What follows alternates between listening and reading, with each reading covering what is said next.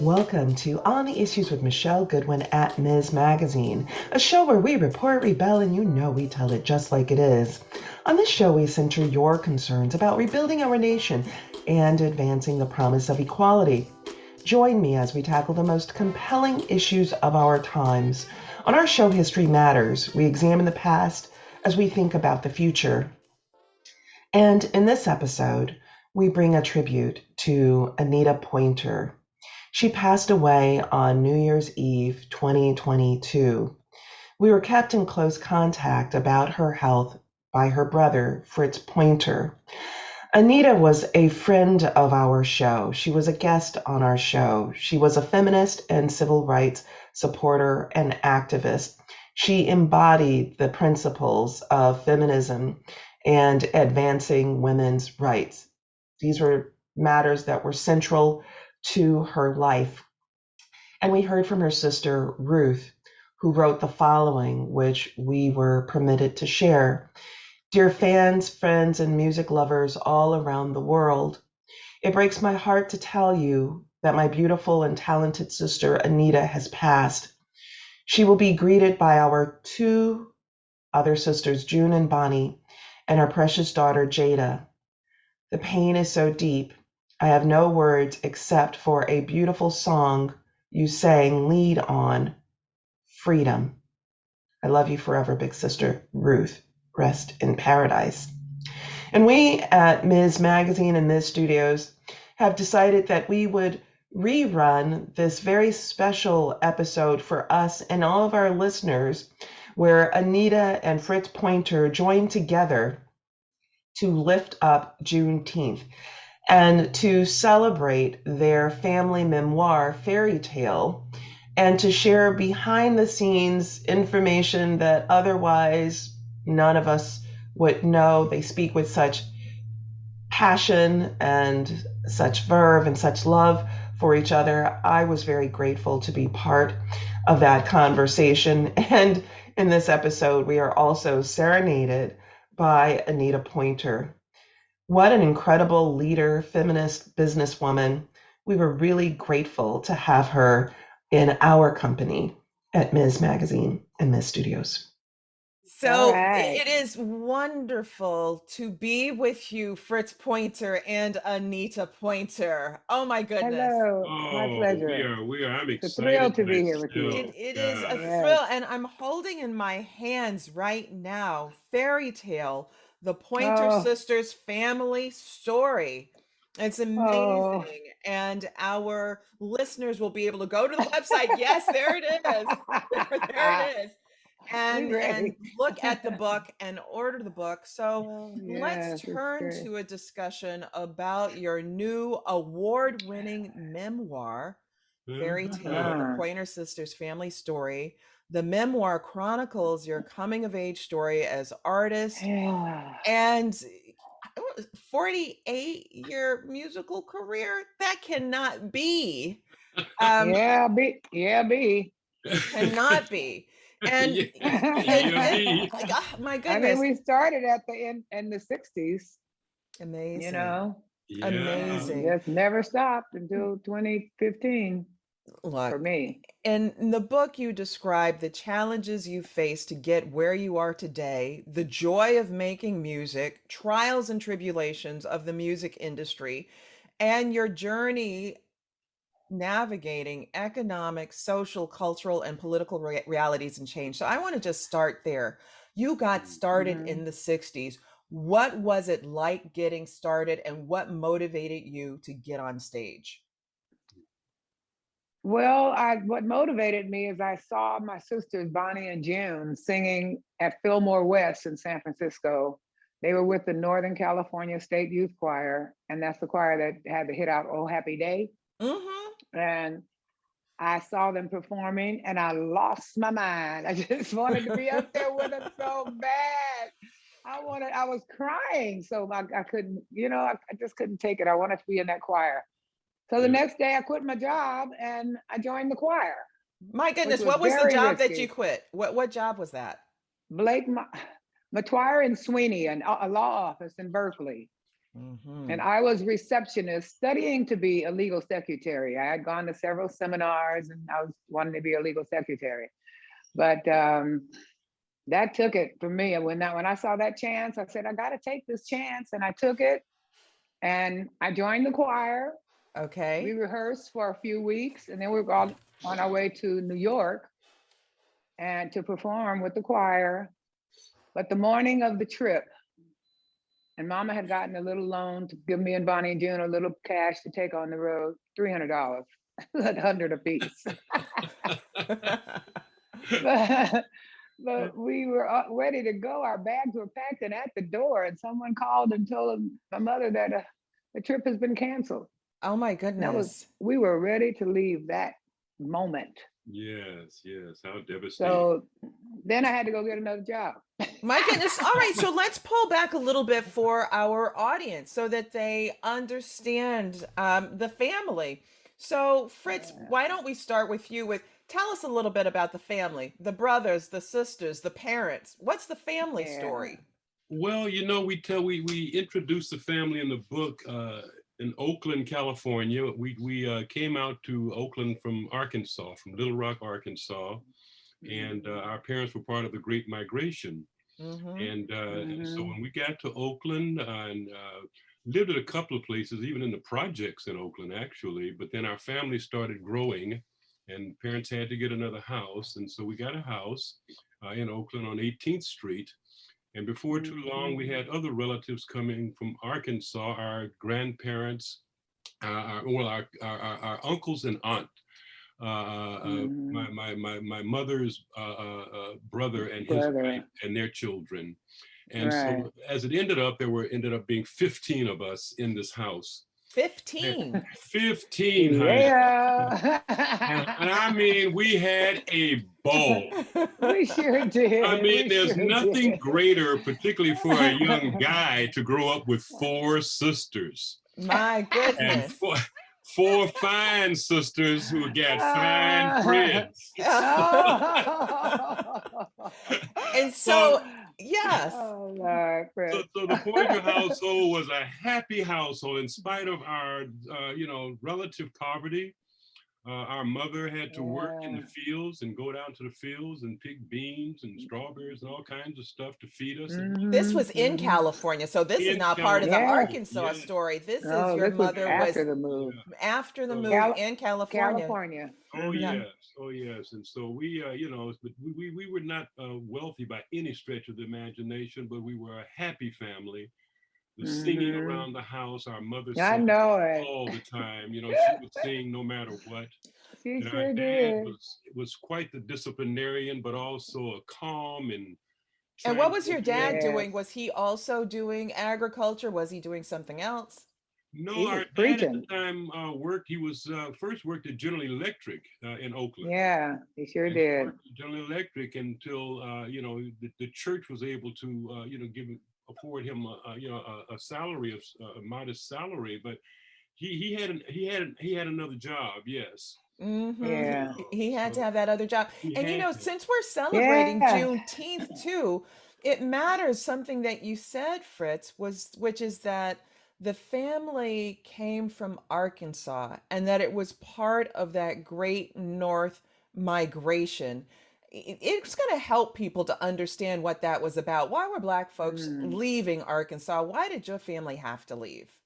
Well, I'll say that quickly, and I'll let Anita, get in on this too. I remember my grandfather, by when Granddaddy Fritz, he was called.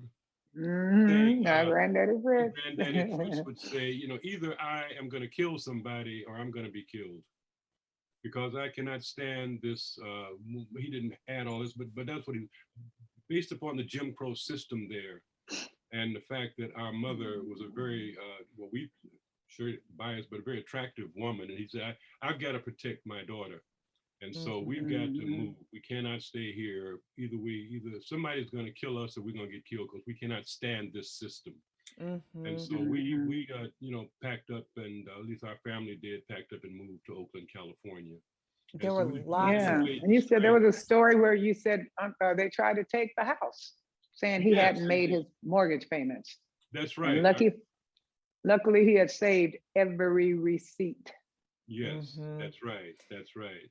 And so so they couldn't within take the home. your family, you have that Jim Crow story. Because Yeah. that's a Jim Crow story, right? With families being threatened with being removed from their house. And when you talk about, again, to help our listeners understand, when you're talking about granddaddy Fritz saying that he has to protect his daughter, he's not just Yeah, talking about protect his daughter because, oh, she's going to go on a date. We're talking about the right. fact that Black women were regularly and routinely raped and subjected to sexual Hmm. assault.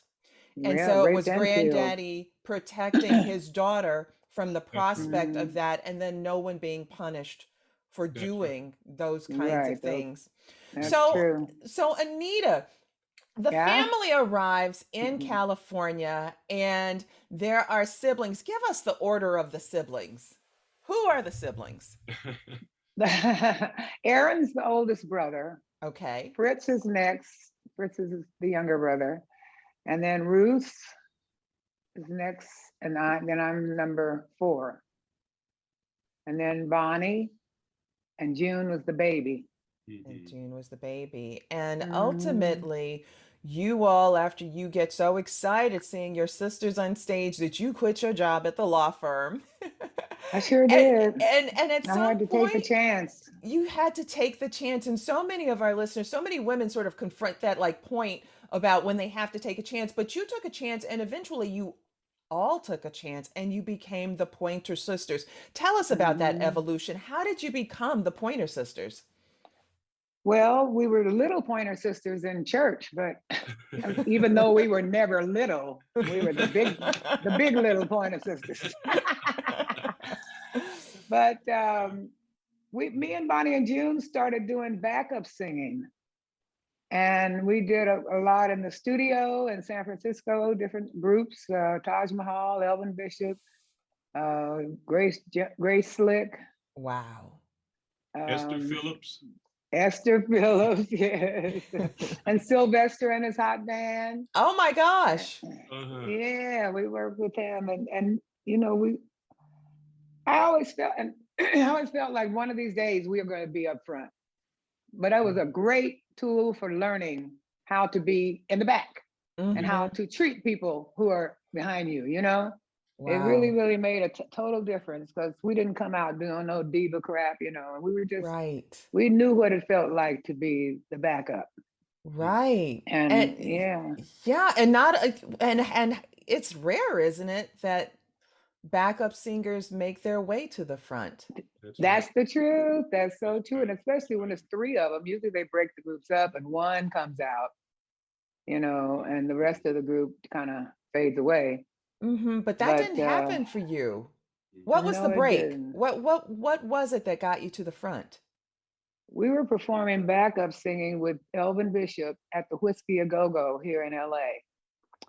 And Jerry Wexler, who was Aretha's producer at the time, saw us with Elvin Bishop and called our manager, who was David Rubinson, and told him, I want those girls. I want to sign them. I want to sign these girls tonight. And he got the deal right away. And we were off and gone to New Orleans first, and then to Jackson, Mississippi. Our first big record deal came from Jerry Wexler.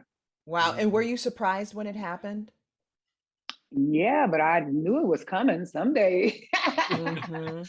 I was Mm-hmm. just kind of surprised it happened that way, not like in an office where we're sitting down negotiating and all this kind of stuff, Right. but Mhm. yeah, but I was just so honored that Aretha's producer liked us, Yes. Wow. liked us enough to want to sign us to his record label. And that was Atlantic Records. And that was the first deal we got. And what year Me was and, that? Do you remember? ooh, oh God. 1971, I believe. Or it could have been 69, but early on. Yeah, like around 1969, 70, I 69, think it was. I don't even 70, yeah. remember what year that was. Mm-hmm. So you got your Uh, your first deal then. Yeah. Mid And 70s. and so Fritz, where are you in all of this? So they've got their deal because at some point you're on the road with them. At some point you're wearing a manager's hat before you just have too much of it all. Well, I know. it's not easy, working with family, particularly the young sisters, it took me a while to understand and to realize really, and to be really conscious of the stature that they had achieved. And so when they were doing Carol Burnett and Flip Wilson and the Cher Show, well, to me, it was like, hey, okay, it wasn't, I really didn't quite comprehend the bigness of it, if you will. And so, they hired me as a road manager because I needed work, first of all, and I appreciated that so much. But then as a road manager, I had certain responsibilities that I tended to shirk because I was a college educated dude. And so, I would be sitting reading my New York Times and they're saying, hey, you got to check this stage floor. It's got holes in it. You didn't see those? You didn't see those holes in the stage floor? This was in New York City at the Madison Square Garden. But anyway, that was my first faux pas. The next one was when they were doing the Carol Burnett show and asked me, during a break, if I would go get some burgers. And I said, hey, I'm reading my New York Times here. Can I finish my New York Times? And then, I don't know who said it. It may have been June. I said, but look, we're stars, Fritz. We're stars. Sounds like June. So I did put that damn paper down and go get us some hamburgers. So that was kind of a writing on the wall that it was time for me to, head maybe off into another. Time for you to head into academia. And those holes in the floor matter because they're dancing. I know. Oh yeah, we always look out for that. Oh yes, man. indeed. So and they are. So I'm wondering how we fit in then something else. So you've got a loving family that's all together in Oakland. You got this musical talent that's coming out in church and whatnot. This, in part, I'm just tiptoeing back a little bit here. Yeah. And at some point, we've got Bonnie and you, Anita, being founding members of the Northern California Black Panther Party. Yeah. So how does that come about? And Fritz, you're involved. Fritz. Yeah, exactly. Fritz too. That's how I got involved, through my brother Fritz. He was teaching when he came back from college, and he was teaching Black history to Black kids in Oakland who had never had any Black history. We didn't get nothing in school except you're from cotton pickers. That's what you're all about. That's all you contributed to this country. And making peanut butter. And making peanut butter. That was it. Yeah. But Fritz got me involved, and we were friendly with the Panther Party, but we were a different group. Fritz was into a more teaching, instead of fighting. He wasn't promoting guns, and he was promoting education and learning. I was very fortunate, Michelle, to have a mentor.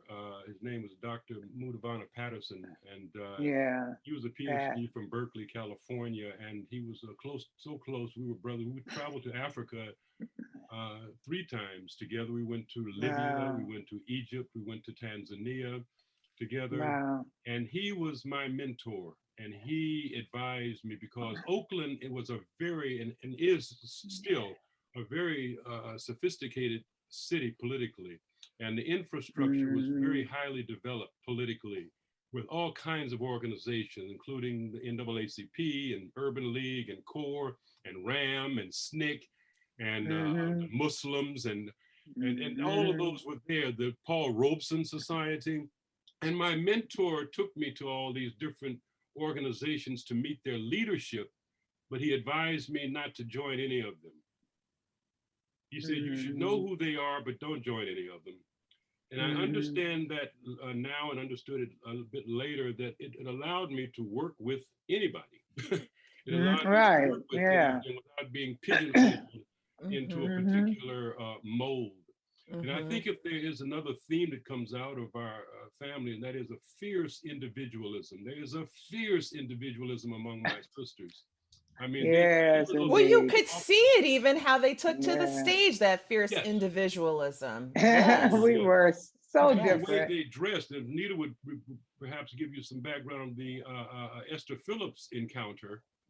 Oh, Oh God, I mean, oh well, dear. we were being practical. We were getting this little $15 a show, and and we Wow. used that to get us a little bit of something to eat and save it up to pay our rent. But Amazing. she gave us that and told us to go to Learners, this cheapy store in Oakland. And she would go to Learners and buy you some outfits for the stage, get something that's matching. 'Cause we were coming on stage with our bell-bottom jeans, with the Rolling Stones tongue on the back on the booty, and we were rock and roll, you know. But that was not what she wanted. She wanted us in dresses like she wore evening gowns, and we're up there in Yeah. jeans. But we didn't Yeah. have money to buy no new wardrobe. You know, we had been performing in jeans with Elvin Bishop, with Taj Mahal, with all the San Francisco people that we worked with at that time. They accepted us in jeans, but Well, not Esther Phillips. and we're going to come back to the stage presence, because you all also did something that folks call the crossover and stuff like that too. As you were talking about, you were already rock and roll. But I, start off with this question with regard to the Panthers, because you also were educated and you brought a vision of education. And you're absolutely right, Fritz. And thinking even about the Panthers and their early work was about educating kids, providing free lunches to kids, all these things that weren't being done. And I wonder then how being politically aware, being socially aware, being committed to the uplift of Black people, how that informed then your music as you started out. Was that ever part of the backdrop in terms of thinking about the formation of the Pointer Sisters? Mhm. I think, Uh, well, I would say that first hit, Anita, I'm gonna let Anita take it from here though, but that yeah. first hit, Yes We Can, Anita has some lyrics in there that I think expresses the kind of political commitment that she's displayed most of her adult life. How can you Yeah. sit there? What's the rest Like of it? there's nothing to do, like you don't care what this world's coming to. Woo! Lord. Oh Yeah. my There's gosh. so many needy, so many poor, but love and understanding is the key to the door. Oh my Yeah. gosh. And with Yeah. lyrics like this, audience, and do respect the women of the world. Remember, all you have mothers. We got to make Yes. this land a better land than the world Yeah. in which we live. Oh my gosh, it gives me chills. Lyrics from Me that too. song. Doesn't Yes, it? yes. Me It too. It does. does. It's I mean, very I've said to Anita, I've said to her, so I said, Anita, you're a griot. People know about griots, but they don't know about the griotes, the women poets and singers of Africa.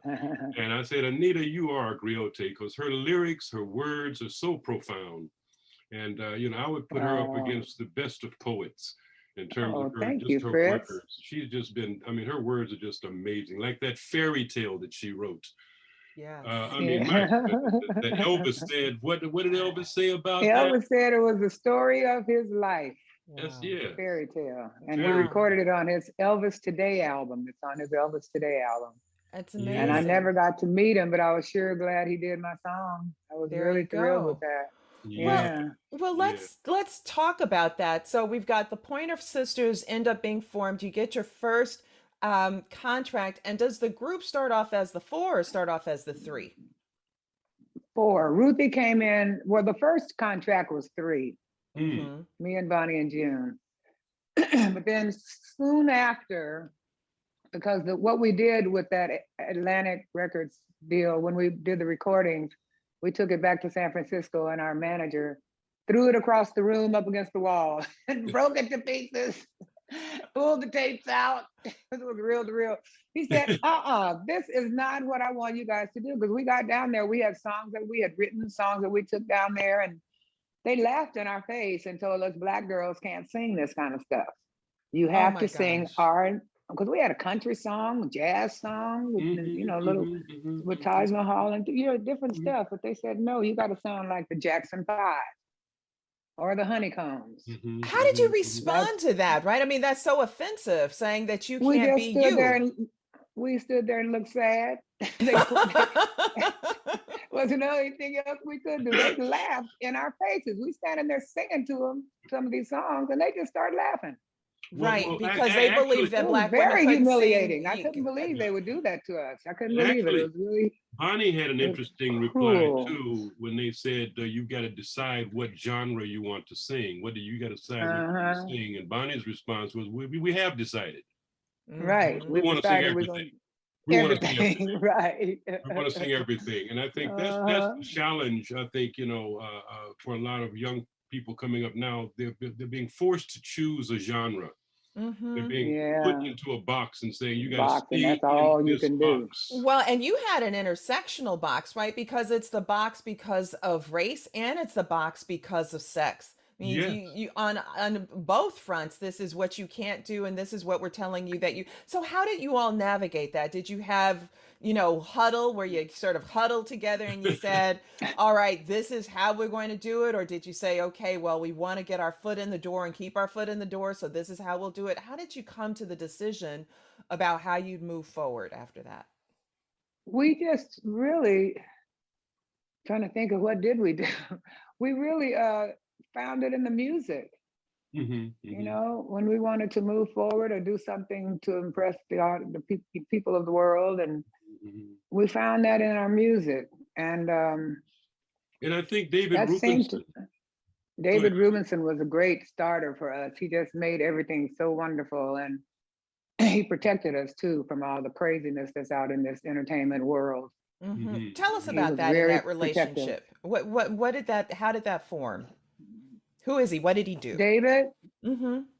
David Rubinson, Bonnie and June were, well, let's see. Bonnie and June was doing some backup singing with this guy named Michael Takamatsu in San Francisco, and he took a tape into David Rubinson's office. He turned Bonnie and June on to David Rubinson, and David played the tape, and he liked Bonnie and June's backup singing, but he didn't like Michael's singing. So he gave Bonnie a card of his, and me and Bonnie and June went to Texas. And this was before the Atlantic deal. Yeah, before the Atlantic deal, because we hadn't sang with Ellen Bishop yet.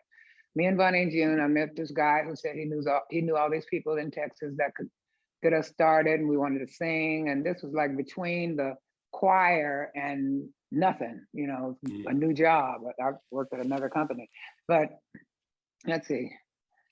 So you went to Houston. We went to Texas, got stranded in Texas, and Bonnie just happened to have David Rubinson's card in her purse. Wow. And we said, well, it won't hurt to try. We tried everybody else, every other friend we know, including Mama. And Mother told us, Mother said, I'll get my baby June home, but you and Anita better get home on your own.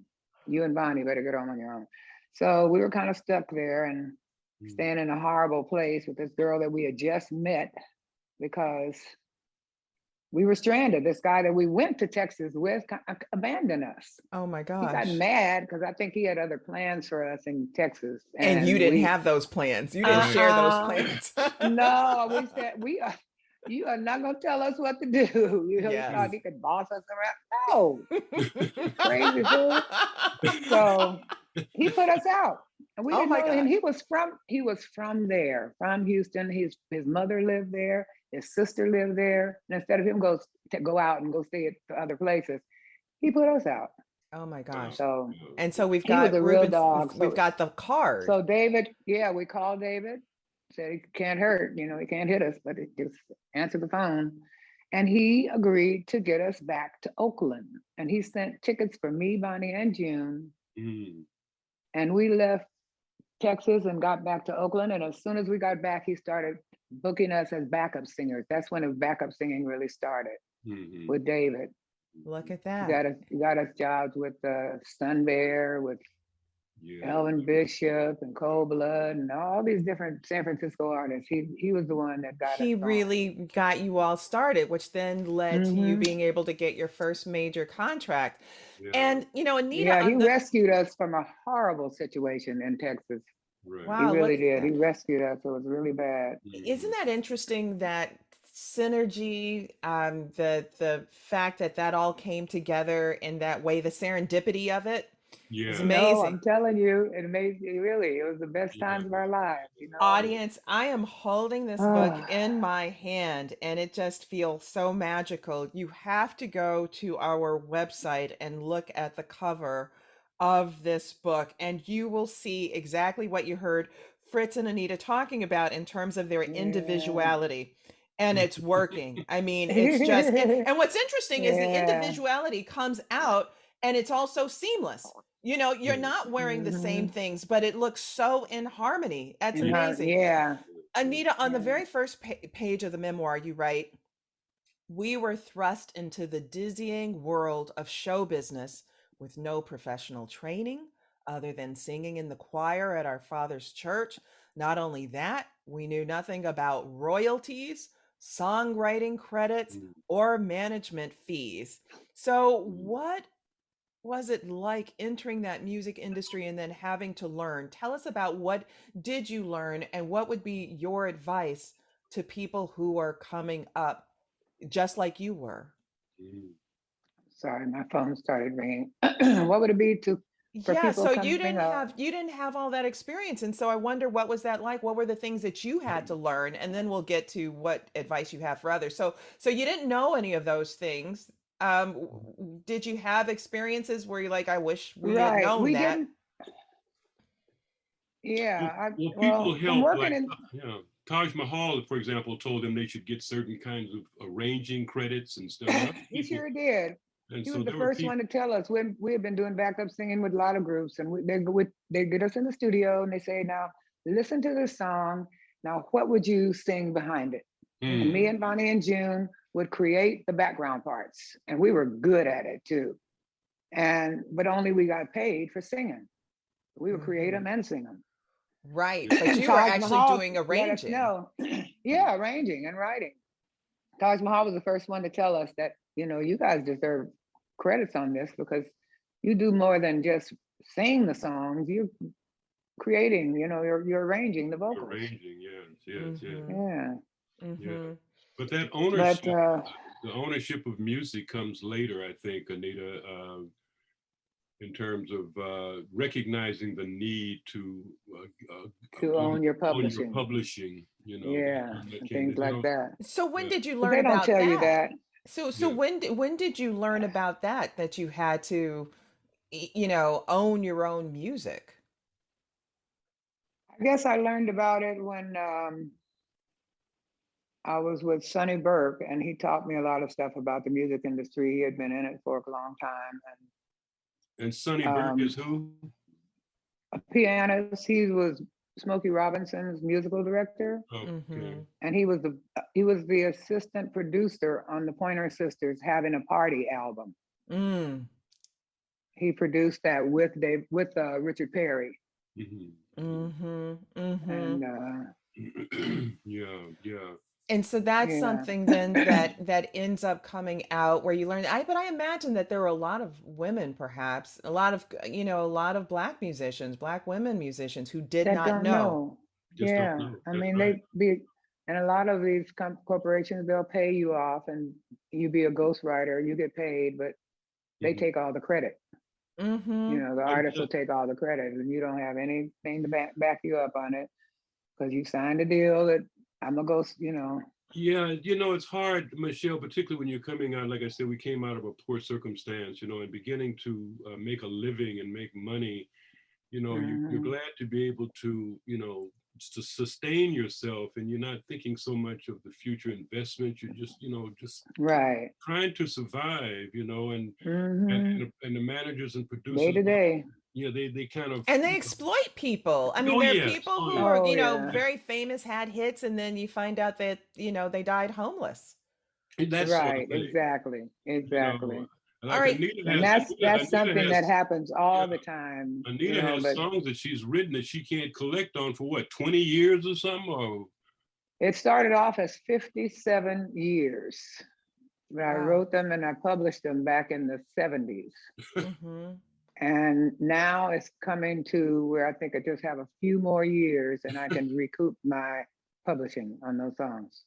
That's amazing. So there is a way in which you're still There's caught in that. something- All right. So I do want to Yeah. get back slightly to this political, but I'm going to let that go for a bit because President Obama used your record, Yes, We Can, during his presidential campaign in 2008.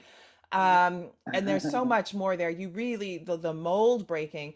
And then there comes this time in the 70s and the 80s where the Pointer Sisters are everywhere.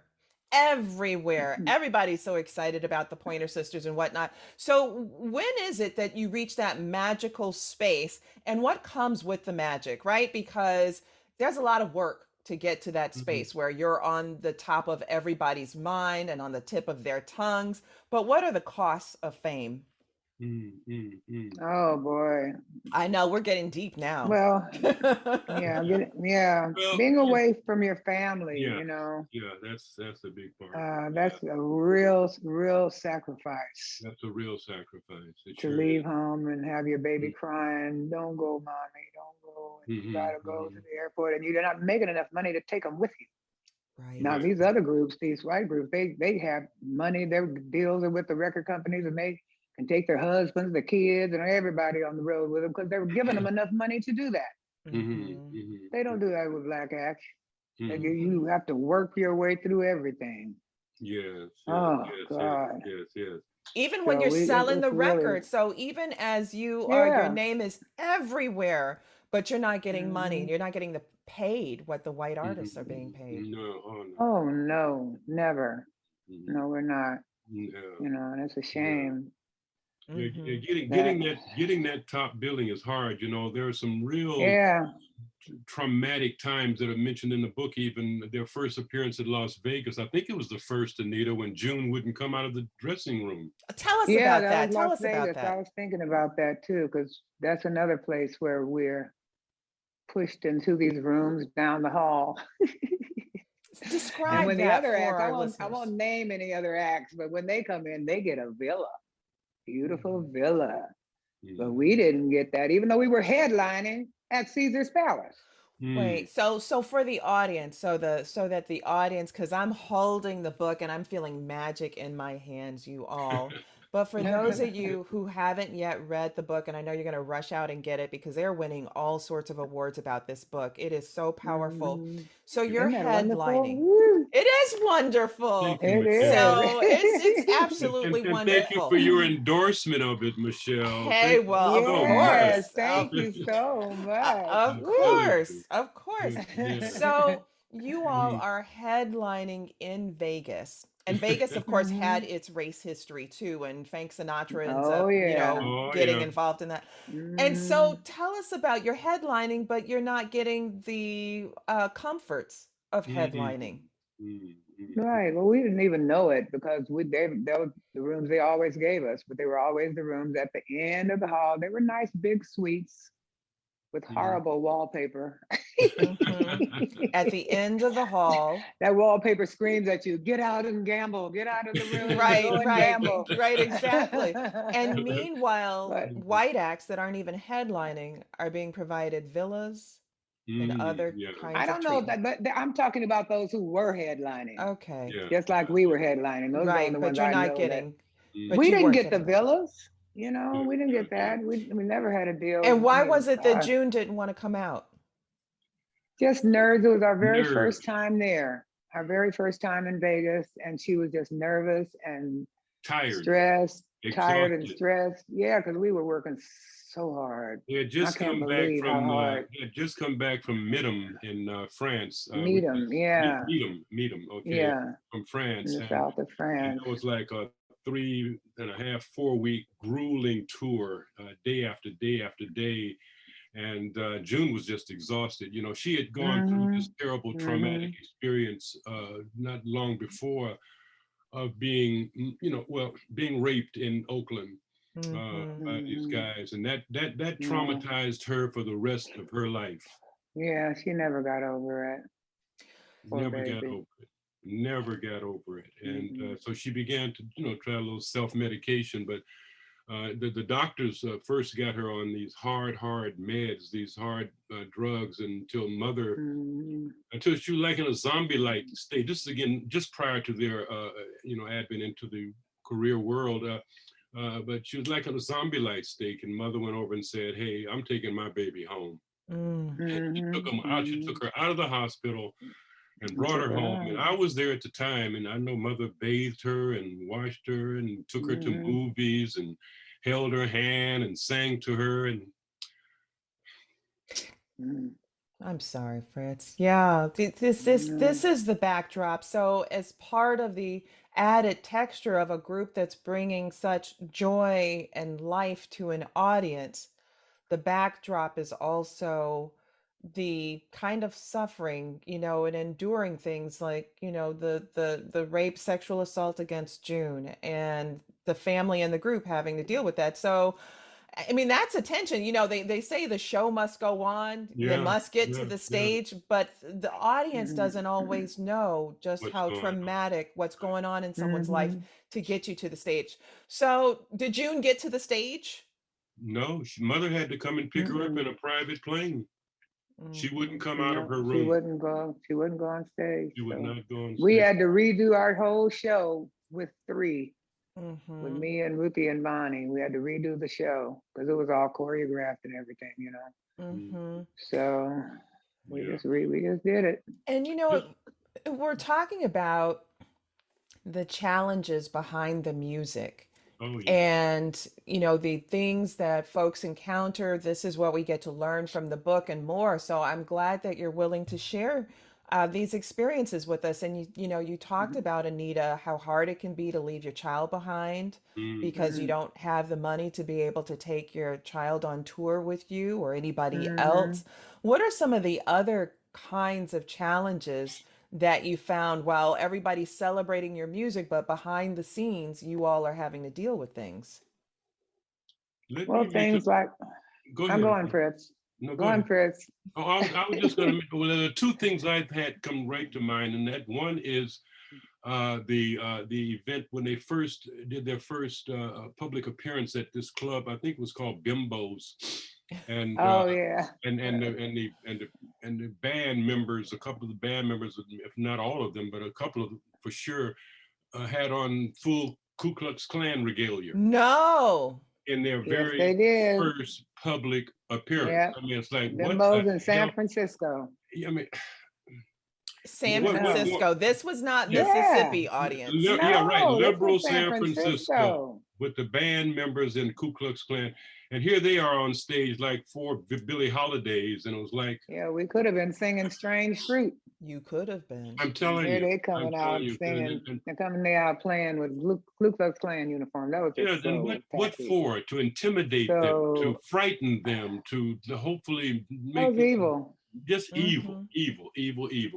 The second one I want to mention is the event at the Grand Ole Opry, when they were told, when they were met with signs saying "Keep country white," basically, "Keep country, keep country white." My goodness. And they were met with these signs protesting when they were the first.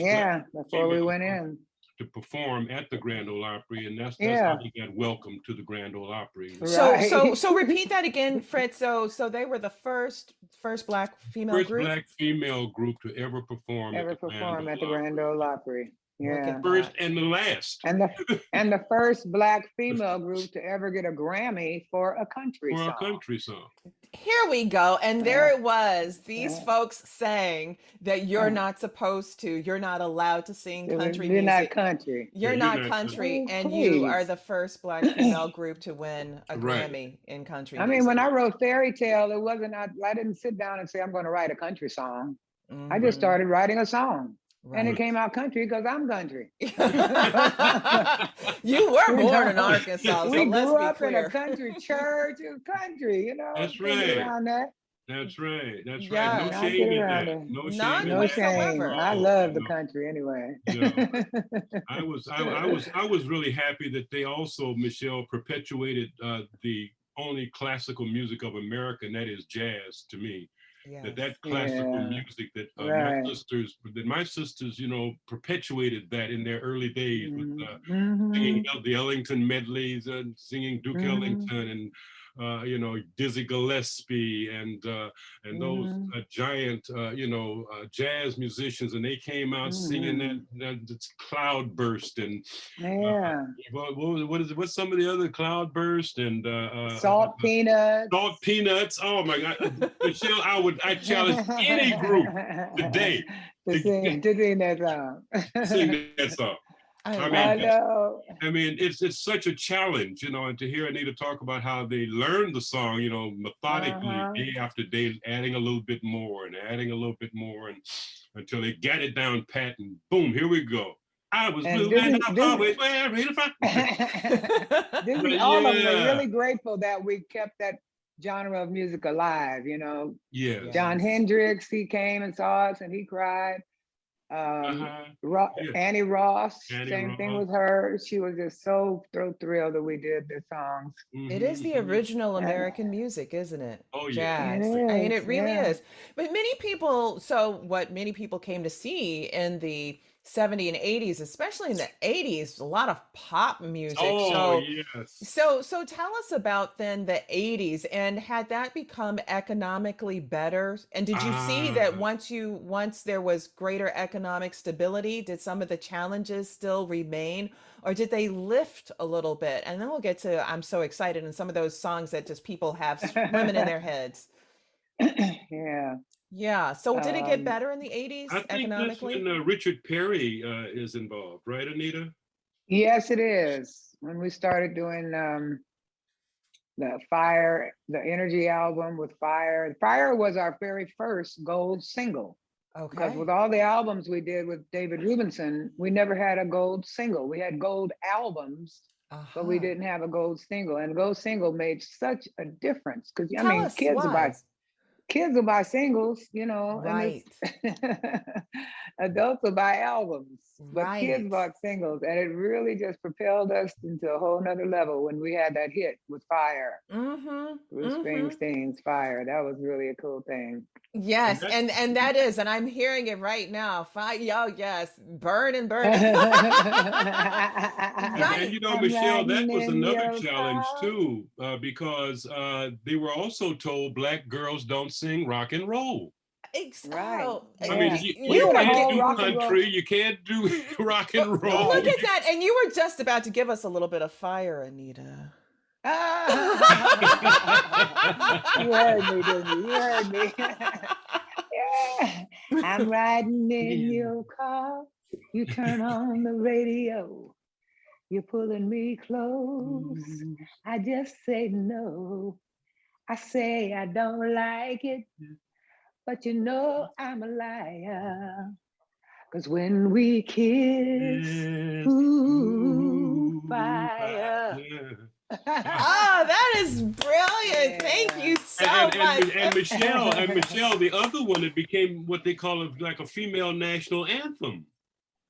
Slow hand. Slow hand, I Yes. know. Okay. There's a whole lot of women trembling about that. Now they Okay. tremble. I know. I That's know. a good one. I Oh was my wondering God. if Anita would give us a little bit of slow hand. Oh Lord, let's see. As the midnight moon was drifting through the lazy sway of the trees, I saw the look in your eyes looking into mine, seeing what you wanted to see. Darling, don't say a word, 'cause I already heard what your body's saying to mine. I'm tired of fast moves. I've got a slow groove on my mind. Oh I want a yes. man with a slow hand. I want a lover with an easy touch. I want somebody who will spend some time, not come and go in a heated rush. I want Yes, somebody who will indeed. understand. When it comes to love, I want a slow hand. Woo! And I'm that's the telling you. truth.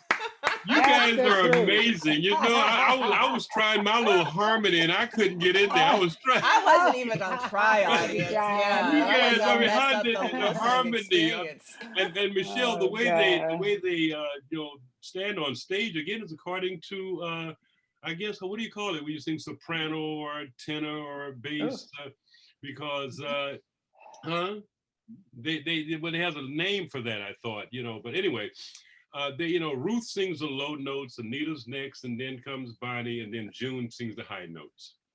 So it just kind of And it worked out worked. no, it was organically. really Ruth, Bonnie, then Oh, me, and then oh, June. and then June. I Oh, sang higher than Bonnie. I was above Bonnie. oh, were you? Look Yeah, at You teach that. a always. brother something there. I mean, Bonnie had one of those parts. You got a 4-part harmony. You got to kind of filter in on come. And Bonnie was so gifted, so talented with doing that. Oh, okay. Sometimes she would be singing higher than me, but I see. as a rule, I had the soprano. June had the top soprano, You had a contralto sort of and Bonnie had an alto, and Ruth alto. had the bass. Yeah, yeah. So let's talk about the successes then, right? Mm. So, what are we talking about in terms of the path breakingness, the Grammys and whatnot? Well, Talk about what now? Yeah, Can you your repeat? Grammys. So what have you won Grammys for? Like the successes that came about from your music, right? You know, I'm Yeah, we thinking have about to. the Grammy for, for the country music and so much Yeah, more, right? That and, people don't necessarily associate or know. maybe she should talk a little bit about participation in things like "We Are the World" Yes, yes, exactly. That was and huge too. musical misbehavior. that was Yes, good. that was What a absolutely night! huge. What a night! Spending the night at A&M Studios, and the sign at the door said, "Leave your egos at the door." And everybody People may not came in. remember that. Oh, Yeah, but there was a night of this, everybody you could, Stevie Wonder, Harry Belafonte, Quincy Jones, Tina Michael Turner, Jackson. Oh, Look yeah. at Michael that. Jackson, Lionel Oh, Richie, and I it got a was. chance to spend the night with all these fabulous men. But it's amazing to think about just those enormous and you know, impactful successes. Yes, Fritz. yeah, and you know, Michelle, what comes to mind too is their refusal to play South Africa, because sometimes you sacrifice in Yeah, that way too. You say, yeah. hey, the money Because the isn't worth. money is good. The Yeah, money's good. So, yeah, and but it's we're not. hot now. So let's go, Mm-hmm. Yeah, regardless of Mm-hmm. what they've done to my people. That is not cool at all. And so right. We you have all to take made them. those decisions as well, that there were going to be Yeah. places that you would refuse to play, no Yes. matter Yeah. With what money. apartheid, Yes. I'm telling you, if Oh I yeah. was out of the country, I might refuse to play in the United States. Well, let me don't say that. Well, there are people thinking about those decisions, you know?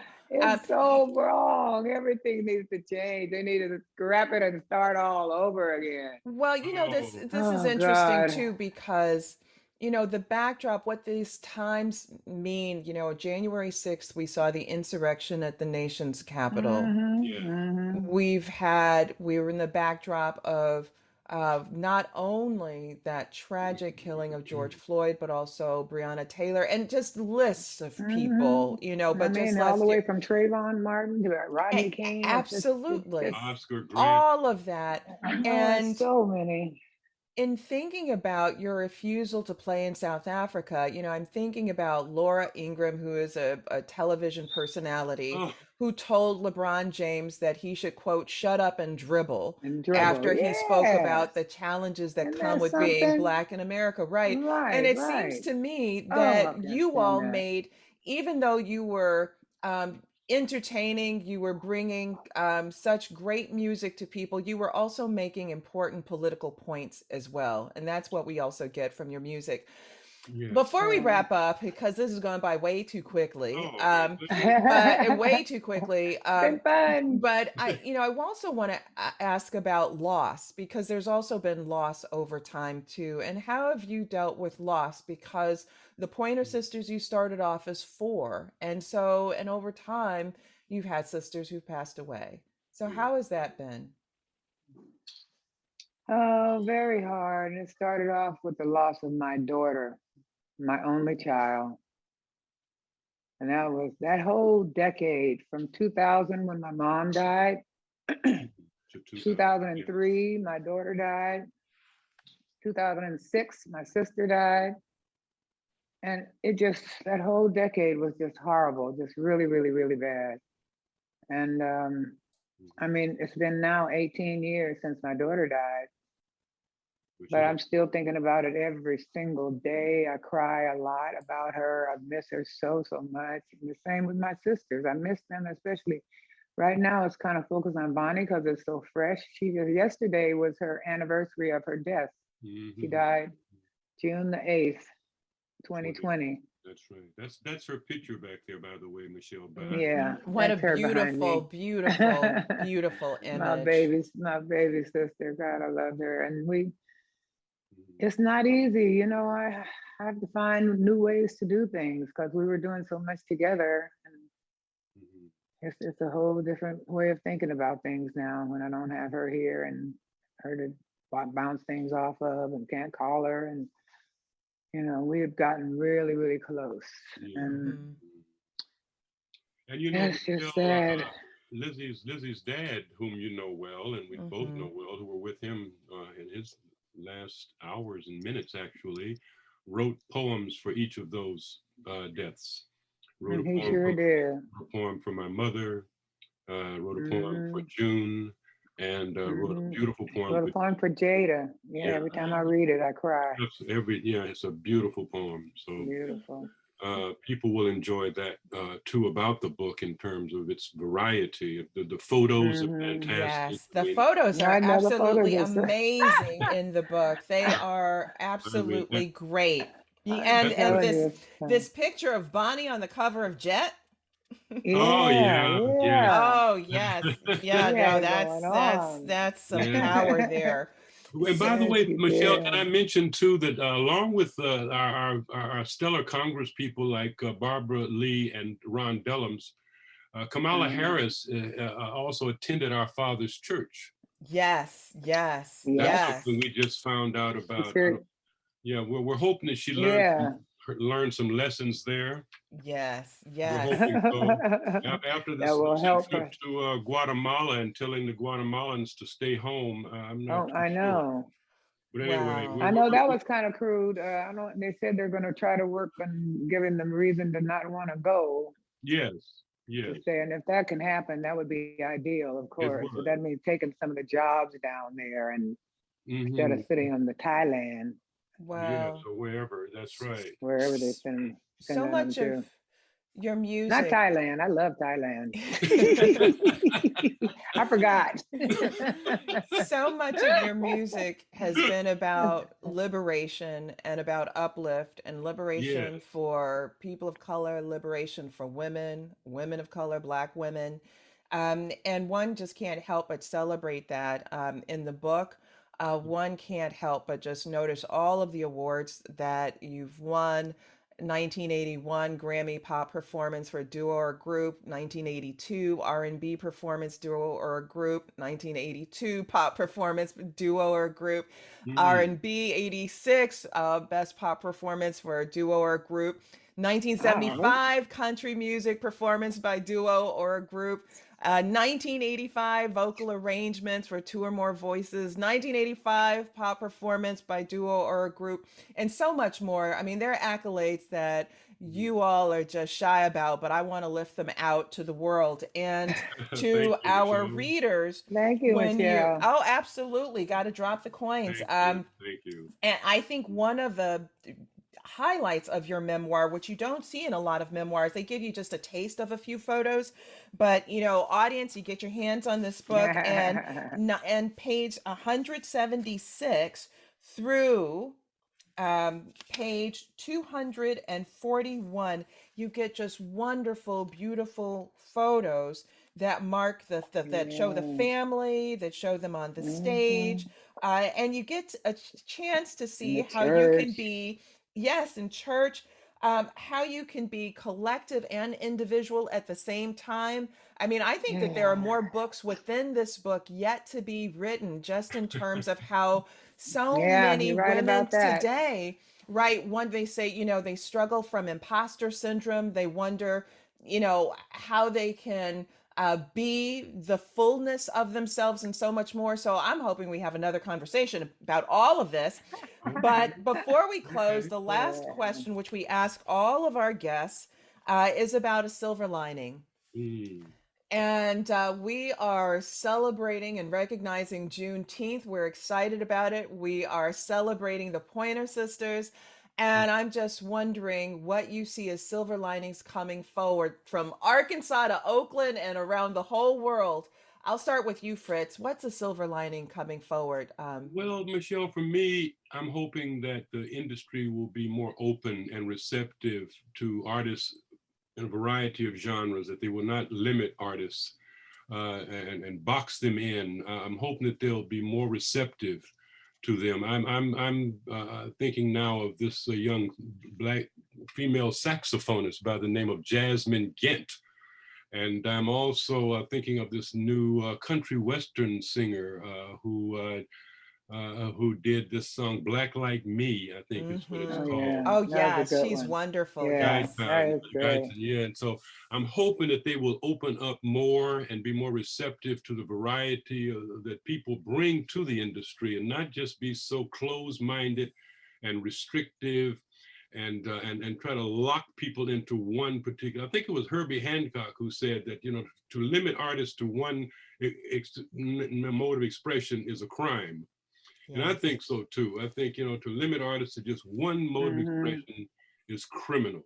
Yes. And I Mm-hmm. also think like Nietzsche, who said that life without music would be a mistake. Yes. I'll Yes. say, I Yes. couldn't imagine it. I couldn't imagine a time. I mean, oh my God.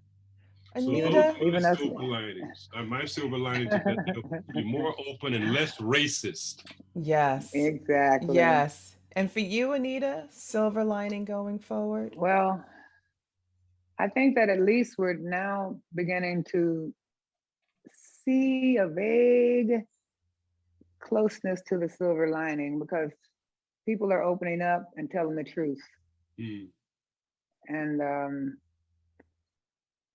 that's been needed for so long. I mean, when I watched that thing about the Tulsa massacre, and they said nobody talked about it. Mm-hmm. Even Right. the ones who lived in Tulsa, he said, I went to school in Tulsa and I didn't hear nothing about it in school. Mm-hmm. Mm-hmm. Yeah. Those kind of things that are hidden from this whole culture in America, that they're so great, they rescued everybody, rescued the Indians from their they were savages and we rescued them. No, they need the Mm-hmm. truth. Guests and listeners, that's it for today's episode of On the Issues with Michelle Goodwin. I want to thank my guests, Anita and Fritz Pointer, for joining us and being part of this critical and insightful conversation.